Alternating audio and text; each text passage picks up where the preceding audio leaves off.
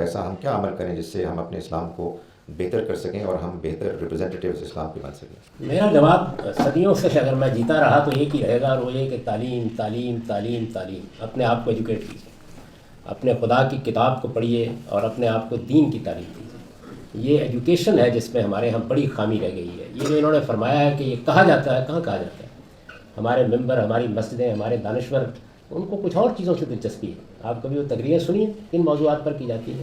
یہ کہ ہمارے اخلاقی رویے کیا ہونے چاہیے، ہمیں کتنا اچھا شہری بننا چاہیے، قانون کے معاملے میں ہمارا کیا رویہ ہونا چاہیے، یہ کتنے لوگوں کا موضوع ہے؟ بہت کم. تو ہماری تربیت اس معاملے میں بڑی ناقص ہوئی ہے. یہ کہ ہمارے اخلاقی وجود کو پاکیزہ ہونا اور اس پر ہماری جنت اور جہنم کا انحصار ہے، تو یہ بتانے میں ہم نے بڑی کوتاہی کی ہے.